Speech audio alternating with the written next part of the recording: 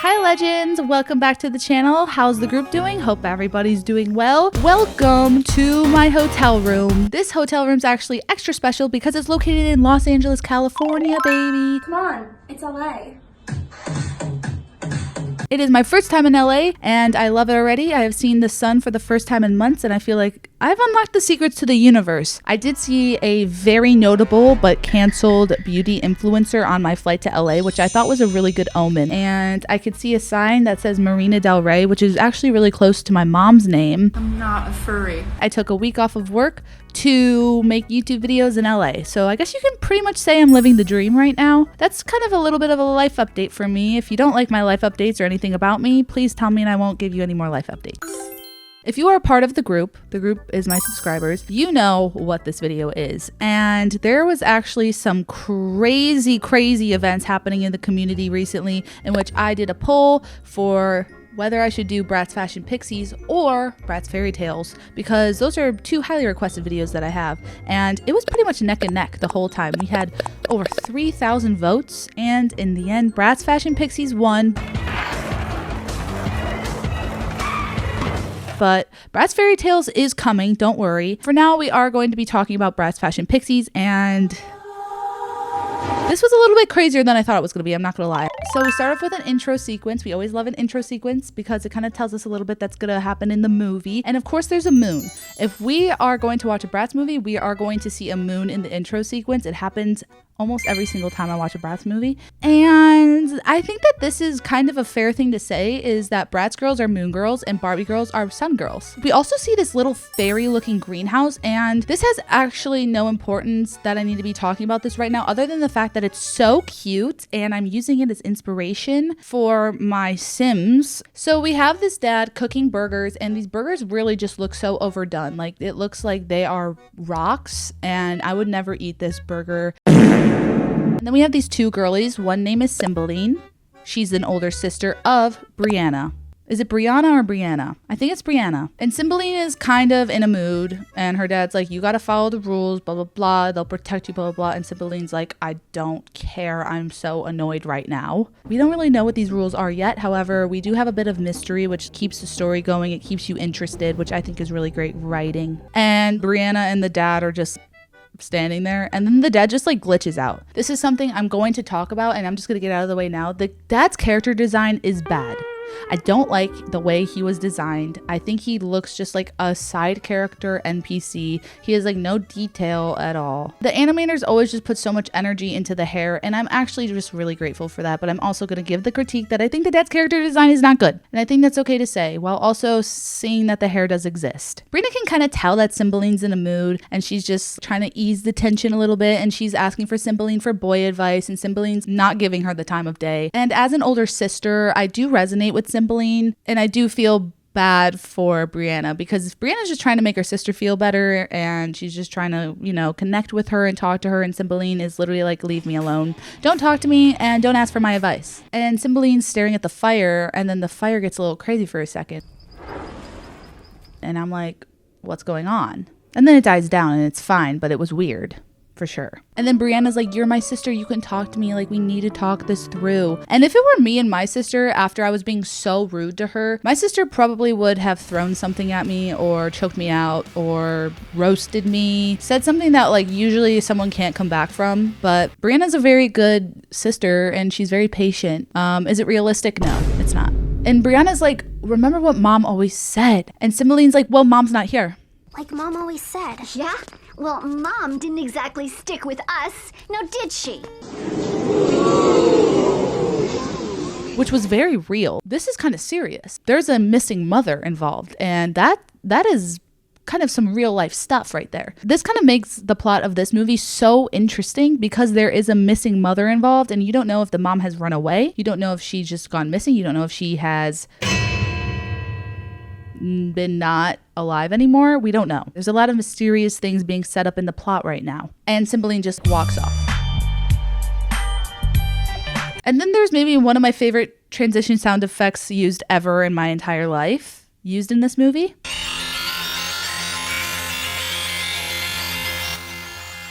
Yep, that was used. That was actually in the film. And then Cymbeline sneaks out and she knocks over this gnome and she just like runs off, and then Brianna sees her. So Brianna follows her and we see that Cymbeline's doing some crazy like alien witchcraft. I actually don't know what was going on. Like, it looked like witchcraft, but also was giving very much alien energy. Something peculiar is going on with Cymbeline right now. Two really great things happen in this scene. This editing moment, and we get an aerial view of the property of where Cymbeline, the dad, and Brianna live. I'm saying property because when things are very large and like you kind of say things have acres, I don't know how big an acre is. I don't know how big an acre is. So what I'm saying is that they live on a very large piece of land. They're very rich. Also, I will say the intro song is one of my favorites ever.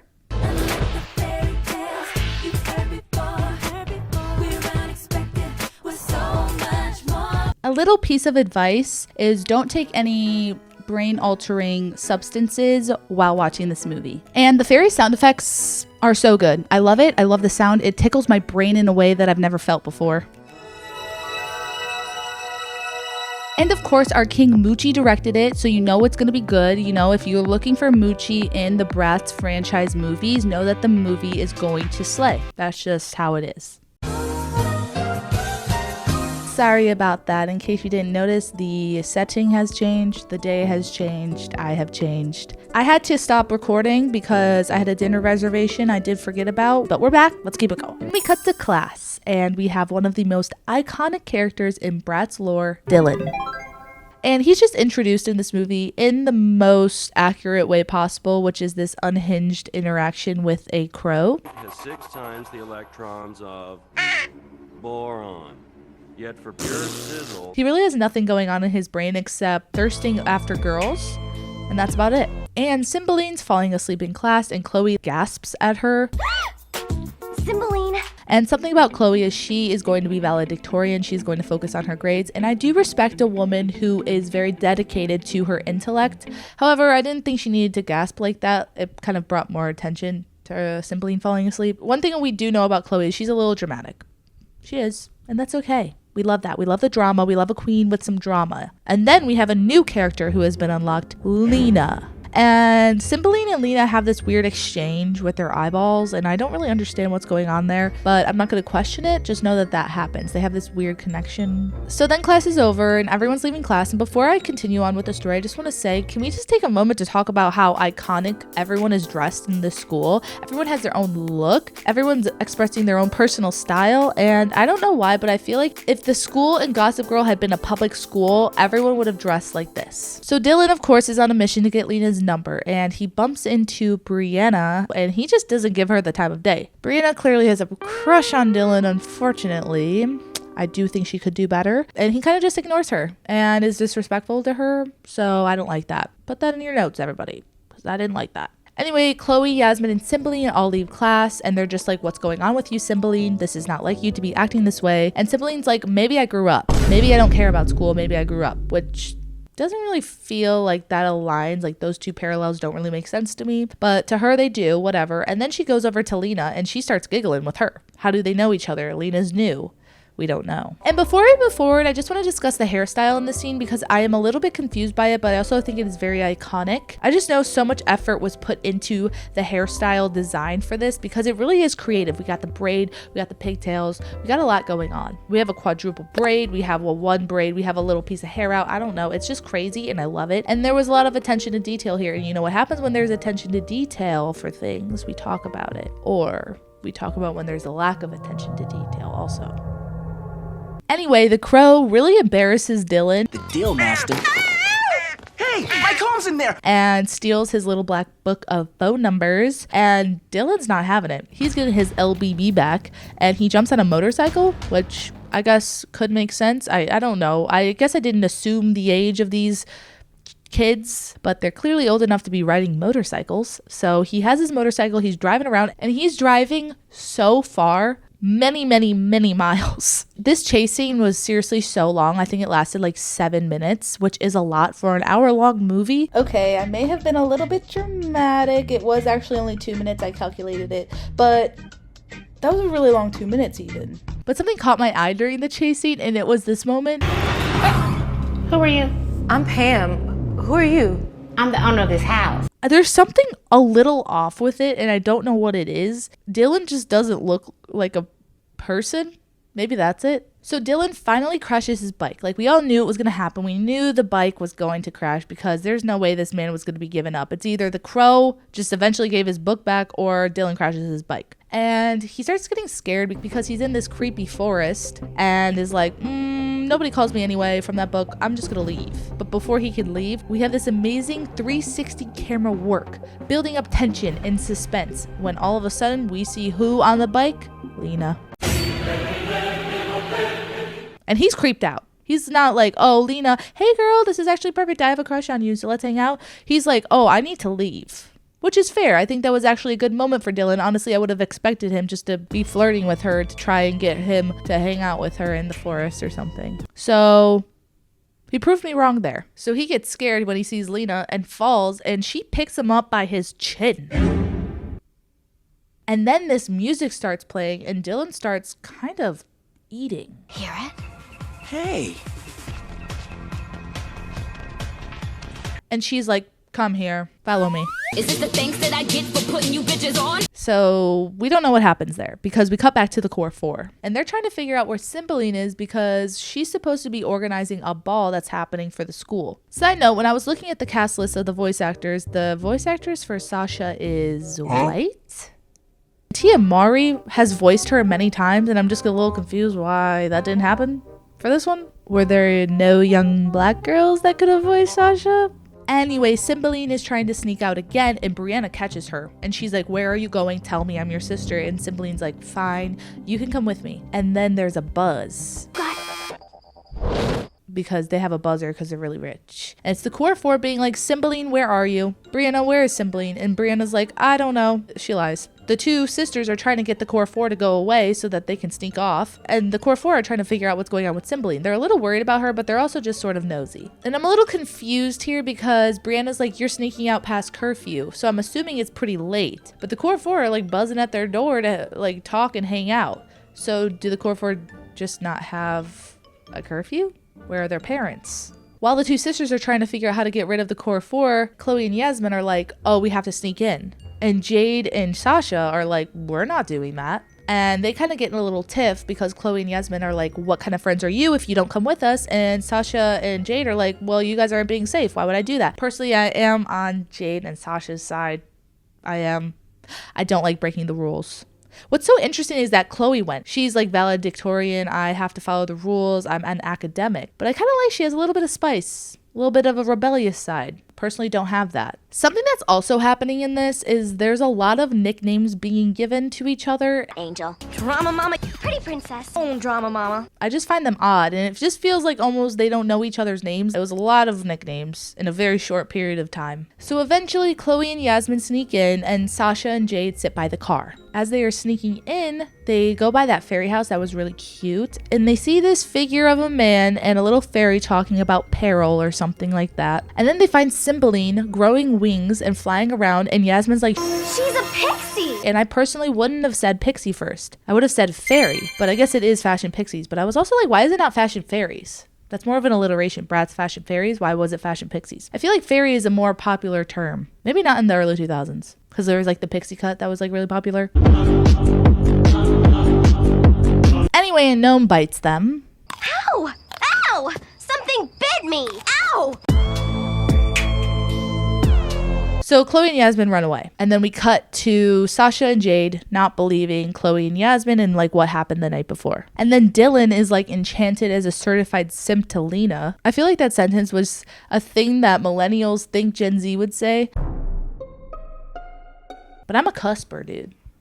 So I'm a little confused because I do feel like Dylan would have done all these things anyway for Lena if she had just been like, oh, do you want to do these things for me? But she enchanted him. So I guess that's just what's going to happen. And he's also spelling a lot. Anything. A-N-Y-T. Put a servant spell on him. So he's spelling. I thought that was kind of funny, actually. Thought that was a little creative by the writers. So hats off to you guys. Hey, that's my fedora.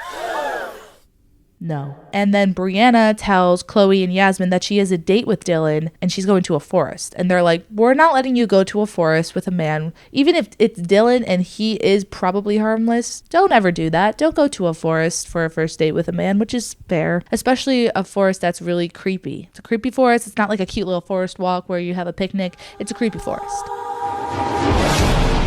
Anyway, Chloe and Yasmin go with Brianna to the forest, and I really do respect Chloe and Yasmin because they really are true girls for this. They use the reference the woods rather than the forest. I feel like forest is actually a nicer way to put it. Woods is a little bit more creepy, so let's pretend like I said woods earlier and not forest.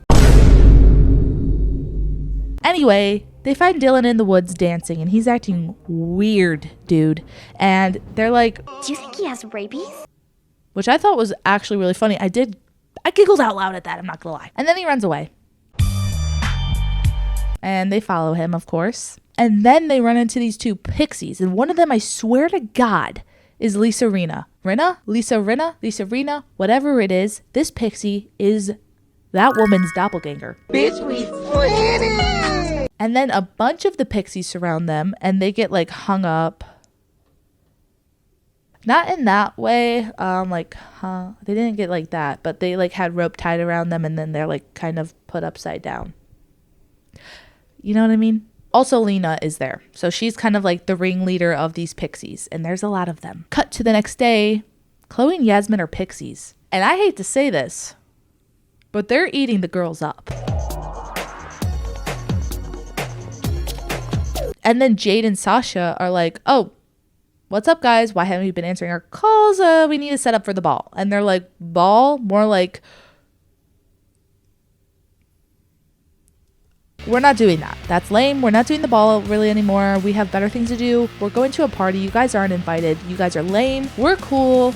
Bye. And then they start hanging out with Cinnamon. I almost call her Cinnamon. Cymbeline, dude. So then they go hang out with Lena and Cymbeline. Why am I going to say Cinnamon again? The girls are clearly shocked. And Sasha trips over a lawn gnome. That gnome that everyone keeps tripping over and is biting people. She trips over him. Yeah. And then they find Brianna crying by this tree. And this tree is very beautiful, by the way. And it has flowers come down a lot. And it's really such a lovely looking tree.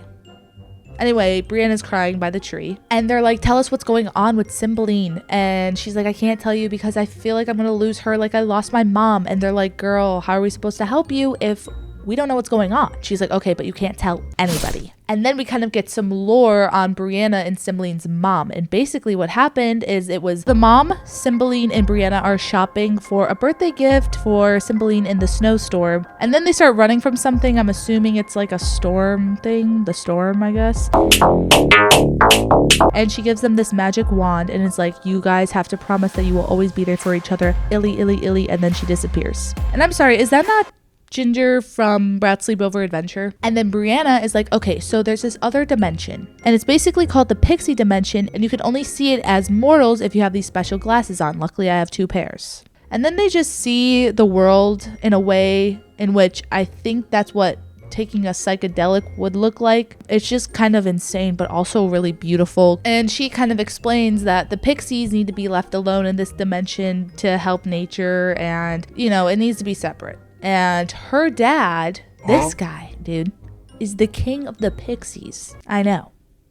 You would think they would have put more effort into his character. So this all started basically because Cymbeline wanted to get wings before she was supposed to on her 18th birthday. She wanted wings before that. And her dad was like, no, we needed to follow the rules. That's the rules he was talking about. And she decided, I'm going to get wings anyway. Lena gave them to her because she's powerful. And we don't really know what Lena's origin is or why she's so powerful. But basically she gave Cymbeline these wings, but she also kind of has mind control over Cymbeline. So Brianna, Jade, and Sasha sort of decide, okay, we need to save our friends from Lena. They kind of conjure up a plan and Brianna has to sneak out. And as she's sneaking out, she gets kind of caught by Cymbeline and then she runs away. And then they kind of have to go to the Pixie Lair. Yeah, that's what it's called, the Pixie Lair. And she gets in with her magic wand that her mom gave her. And I just don't know how she knew that this would work, but intuition's a crazy thing when you're a pixie, I guess. And then they walk into what is a literal club.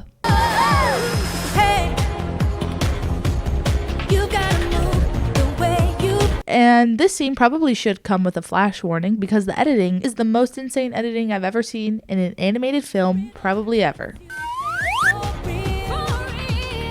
So apparently if you dance to this music, you will be in trance and you will be dancing forever. Anyway, there's this slow motion of shot of Lena that has been burned into my memory forever.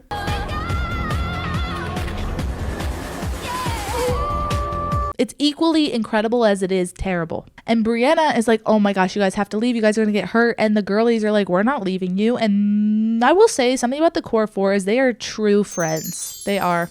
I love them so much. They teach us so much about being a good friend, even though they're a little insane. And then Lena says this whole speech and then Brianna passes out.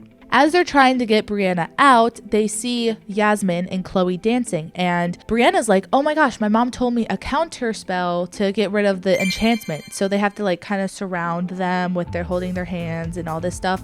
And Brianna's like, don't break the circle until the spell is fully broken. As they are surrounding Yasmin and Chloe, they're just roasting the hell out of their friends. Angel! How could you say that? Easy. Because she's never liked you. Like, this is pretty cutthroat. Sasha and Jade are better friends than me because I truly would have just left them there. Anyway, they convince Jade to let go and the circle's broken so they don't break the curse, and Chloe and Yasmin are still evil. So Lena is trying to convince Brianna to come with her, and Brianna's refusing and then uses the magic wand, and there's just fairy dust flying everywhere. Holy smokes! And now Lena is really pissed. Then we cut to the ball and they're kind of just discussing where is the organizers of the ball. And the dad's like, oh, they'll show up, whatever. Because the dad is funding the ball, which is why Cymbeline was the main organizer. And then these evil pixies come and then take over the ball and everyone just starts dancing. Everyone's in trance. And then dad transforms into Pixie King. Do I think Pixie King character is better than dad character? Yes. Do I still think he is a suitable character to be the Pixie King in his design? No, I don't. He's very bland looking to me. I think he could have had some more pizzazz, okay? Anyway, Brianna, Jade, and Sasha are saved by, guess who? Everyone guess? Guess? The gnome, dude. Hello! The gnome is one of my favorite characters in this movie. I love his energy, and his character design is 10 times better than the dad's. He's just as important as the dad character, so whatever. I love the gnome character. He's one of my faves. And the girls are like, oh my god, we're not going to make it to the ball in time. The dark pixies are going to take over. Everything's going to be ruined. The world's going to get taken over by parties. Everything's going to be ruined. Luckily, a unicorn shows up. And each of them have their own unicorn, which is even more perfect. The gnomes hop on because there's a gnome army, by the way. Yeah, there's not just one gnome, there's many gnomes, and they're helping too. So they all get on these unicorns to go save the day. And the unicorn is also so beautiful and cute. And these movies truly are why I live in a fantasy world all of the time. Delusion is real, and I participate in it. So then Lena shows up to the ball, and then the dad, or Pixie King, whatever we want to call him, and Lena have a confrontation, and he calls her a hag. What do you want, hag? And then she's like, nothing can stand in the way more than your wife. And then we find out Lena is the reason for the disappearance of Cymbeline and Brianna's mom. And even more insane, the mom has been there the whole time. Where? The tree, dude. Lena turned Cymbeline and Brianna's mom into this beautiful, magnificent tree that has been a constant visual throughout the film. This is cinema. And this was so difficult for Lena to do that she spent the next 10 years rebuilding her strength. It's giving Voldemort. I'm sorry I had to say it. Anyway, the dad breaks Cymbeline's spell, so the girlies are back to being the girlies. And then Lena tries to destroy the Pixie King, and she succeeds. And then these three legends show up. And then the most insane 10 seconds of editing ever happened besides the club scene. This is in second place.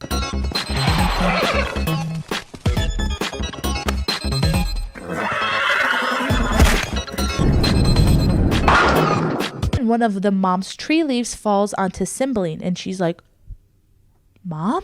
And then the girlies do the counter spell that Brianna told them to do on Yasmin and Chloe earlier on the tree to break the curse. And then the tree is like on fire, and mom comes out absolutely slaying, serving, eating.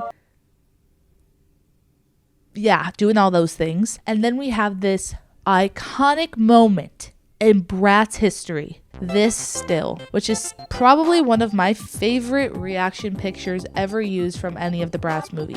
One of my favorites, not my most favorite, but one of my favorites. This is where I'm going to make a bold statement. I think the Bratz movies are truly feminism because they put all of their animosities into women's characters and doing absolutely nothing for any of the male characters. Anyway, mom saves dad. So cute. The girls do some karate. Dad turns Lena into a tree. And this bulldog pees on her. Dylan and Brianna dance, which I don't approve of. And the movie's over. What a film, am I right? So that was Bratz Fashion Pixiez. I hope you all enjoyed my retelling / review / commentary on the film. If you have any recommendations of any other girly early 2000s movies, I'd love to know them. I'd love to expand outside of Bratz and Barbie one day, but for now I do love doing the Bratz and Barbie, so any of those will be great. I received a carrier pigeon message saying that anyone who subscribes to my channel will be legendary, iconic, gorgeous, beautiful, wealthy, and cool. You know, just use that information for whatever you want. I am going to continue making these. Thank you so much for watching. I love you all. I love your comments. I love interacting with you guys. I love seeing you guys interact. And I just think that this is a fun little group we're making right now. Like, I'm having so much fun. I currently am working on potentially playing some of the old Bratz and Barbie games. I need to get that set up. I need to order some off of eBay. I love you all so much. I'll see you next time. Bye.